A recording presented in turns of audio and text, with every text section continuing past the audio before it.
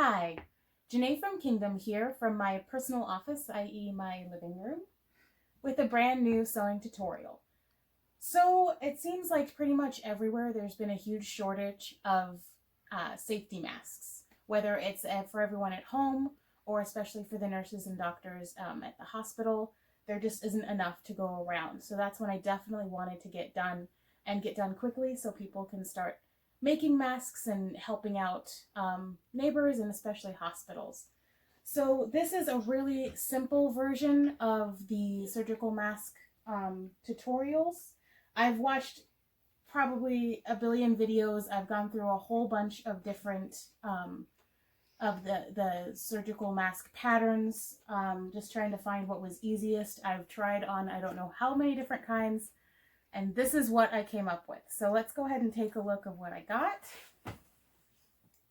I tried to make it as easy as possible. So it's just a plain rectangle. It's about 9.5 by 8. So you can make a bunch of strips of these and just keep cutting them up. All right. And then what I'm using is 2 pieces of fabric per mask. I'm going to have a little bit of elastic. And elastic, we've also noticed, is getting really hard to find. This is actually a wider elastic that I just had lying around that I cut and serged in half. So kind of whatever helps. People have also been using just regular fabric ties, so that might be an option as well. And then this is generally the size of elastic you'd want to get if you can find it. This is a 3/8. And you can also use, I believe it's 3/4. Somewhere that really thin braided elastic is what you want, so it's more comfortable behind the ear. I also added just today, from a hint from a customer, these little metal ties. These are like what you put on the top of goodie bags and things like that. We just happen to have a whole bag of them at the shop. And this is specifically to put over your nose to make the mask fit a little bit better once it's actually made.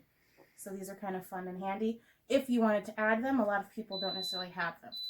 And then what makes this special, this particular mask, is this is one that is actually made with a pocket. So we'll be talking about how we make this little pocket. This is so you can put the surgical grade or whatever grade filters into the mask. I guess that was an issue with a lot of the masks, especially the ones that are going to hospitals, is that they're just fabric, which isn't quite enough. So this will be an easy way to make that pocket, which will go on the inside of the mask and allow you to slide in a filter, replaceable filter, to keep it nice and clean and hospital grade.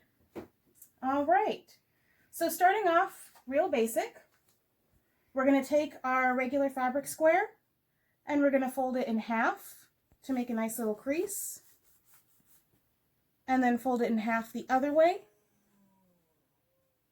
Finger press is good, or you can take it to the iron. What that does is just gives you a little crosshair. You can kind of see you have a crosshair down the side, in the middle, so you can make your little crosshaired X. Next, you're going to take out a ruler. And it doesn't really matter where you are on the ruler as long as you've picked one of your inch lines to be that center. And you're going to go 2 inches to the right. So 2 inches to the right and make a mark. And then 2 inches to the left. 1, 2, and make a line mark. So you should have a little crosshair, which kept you guided in the beginning. And then these 2 longer marks on the side. Then you're going to go ahead and fold that fabric in half. And take your scissor and cut to one of those pink lines. So you get that nice half cut there. And when you open it up, you can check it on your other pink line to make sure that everything lined up and that your little opening is nice and even and centered. At this point, I'm just going to take my finger here and finger press kind of that lower lip down, grab your iron and press it down. You want to go kind of slow on this press. You really want it to be as pressed as possible. It'll make it a lot easier to sew. And then you can do the same thing to the top piece. For me, I have to let my fabric cool just a minute. And then ease him up and finger press that lip open. And again, grab that iron. This isn't an exact, obviously, measurement. It's basically just enough to keep that mouth open, big enough to be able to press it down.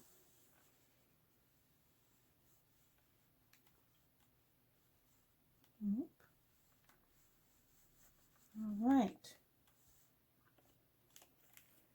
So what you should have is these nice pressed open little lip parts here. Then you'll turn that around like we did here.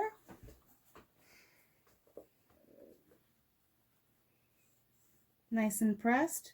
You're going to flip him the right side, and then you're just going to stitch along that inner lip. So as close to the fold as you can get. You're just going to trace the outer edge of that lip all the way around.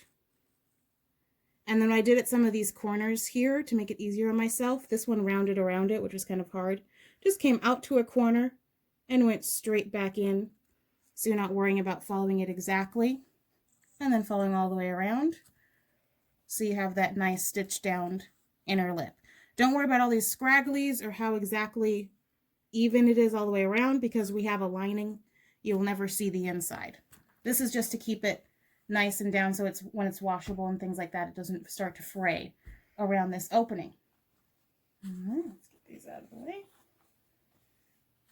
So once you have your mouth sewn, you're going to take them back to the opposite side. You're going to grab your little silver tie. Grab a clip. Again, I love clover clips, whatever kind of clippy you have. And you want to clip them right at the top. How close to the edge really depends on what your seam allowance is. So this is good for about a 1/4 inch seam allowance because it's just a little bit more than a 1/4 from the edge down. The goal is to be able to stitch along the top of the silver without actually nicking it too much. And I just put a single little clip across to hold them in place long enough to get them to my machine. And then I just zigzagged across the silver tape. Just from here to here, a quick little zigzag. And this is what it looks like on the other side. This is the lining section. So this will be the part that's facing your mouth. So you don't really have to worry about it looking too ugly. You can just pick out those extra stitches and whatnot, but this will be on the inside. Once you have your complete lining piece in the back finished, you can go ahead and take your regular untouched piece and put them together, right sides together. So pretty side to pretty side. And take that to your machine and go around your edges. So I'll go ahead and do that and be right back with you. Alrighty, so now we have our finished square. So I've sewn around all 4 corners of the square. So it is completely sewn together. Now I can go ahead and start cleaning up the corners and things. So we can flip around to the other side, see any little bits that were sticking out, maybe weren't quite aligned just right. So we're just gonna cut off those edges.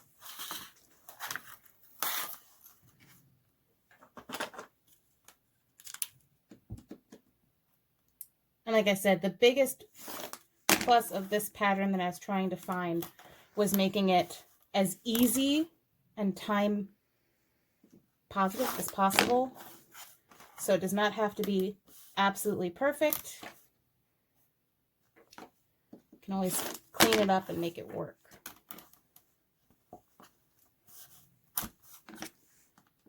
All right. Whoop. Brand new blade. All right. Once you have your edges cleaned up, you're going to turn it around to your mouth and use that to help you get your mask turned out. So you're going to grab each of those 4 corners and pull it through the hole in your mask.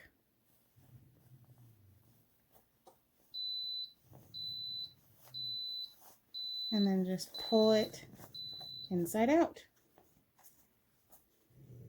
So then you can press it down and you've got a nice, good rectangle there. Now at this point, we're going to go ahead and get ready to make the pleats in the mask so it fits around the face really nicely. So we're going to take that ruler back out and we're going to come to the edges. I started my pleats about 1.5 inches down, so I found that inch mark and 1/2 and make a little side line. And then you're going to go 1 inch down 5 times.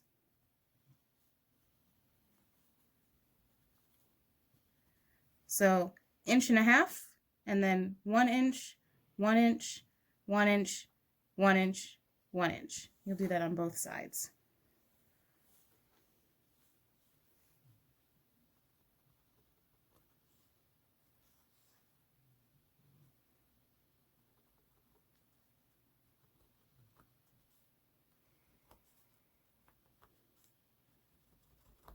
All right, so you end up with a bunch of little marks down the sides of your fabric. Like I said, these are going to be how we make our pleats in the mask. So we would grab our pins, and then you're just going to meet these red lines. So this red line goes to this red line. Let's get it. That will be easier to do at the same time. Meet them together. Whoop. And put in a pin. And then grab your next line. And work one side at a time. Grab that red line, match to the next red line. Even out your side. And put in your pin.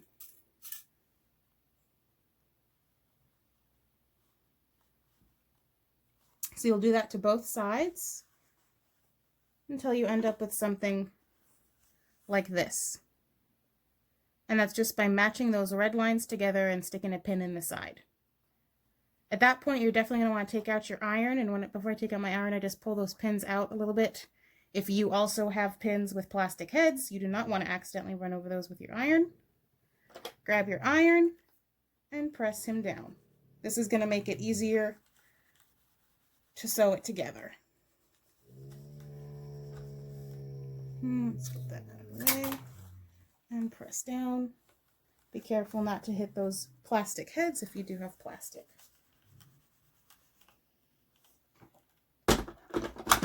So your mask is nice and flat, and you can sew those pin tucks. Now before you do that, you have kind of 2 options of how you can attach your straps.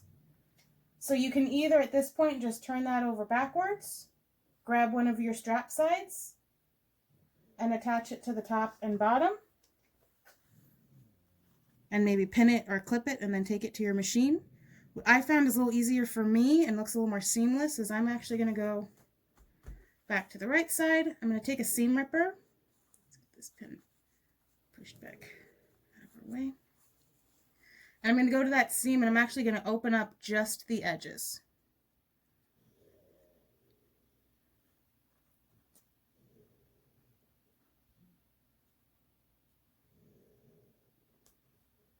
Be careful not to catch that fabric.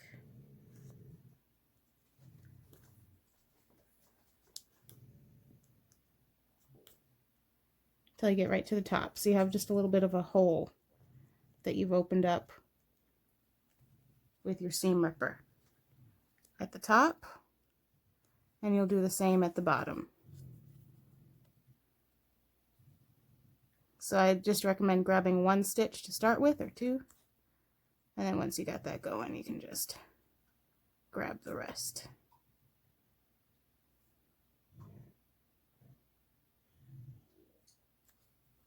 And you get that hole on the bottom. And you'll do that to both sides. And then you have a little pocket that you can slide the tail of your elastic in. This, depending on what method you choose, will determine how long you want to make that elastic piece. I kind of just tested it out on my ears to see what worked. And I'll have my measurement up on the description. And then you can just grab one of your clips and clip and clip. All right. So then you'd be able to take that to the machine and run a stitch down. So let's go ahead and do that. Flip these the other way. So now we'll go ahead and take it to the machine and stitch our pleats down. So let's take a look.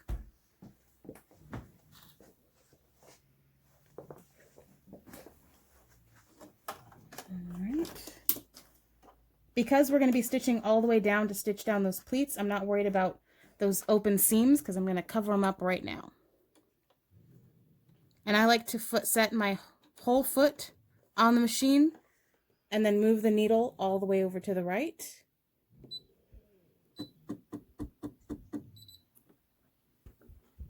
So I have all of my fabric on the feed dogs. Makes it as easy as possible because this will be the toughest part, getting it to feed. Let's make a nice back tack. And of course, as you get close to those pins, pull them out. Make sure your edge is nice and straight.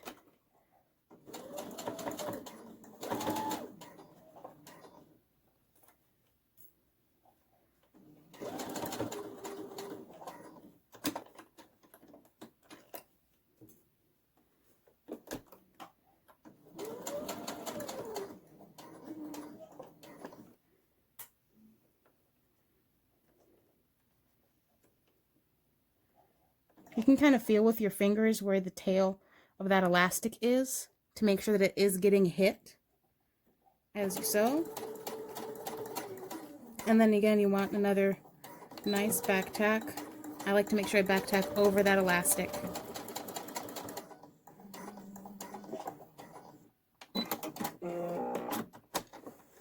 And so you have one side of your mask. All right, so I'm just going to finish that other side and then we'll see how it looks. So we have our finished mask with our elastic coming out of both sides of one side and both sides of the other side. And again, I like to throw that back tack as much as I can over that strap piece to make sure that each strap piece is really well attached.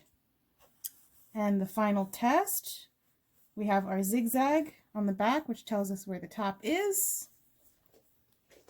Slip it over one side and the other side. Crimp down.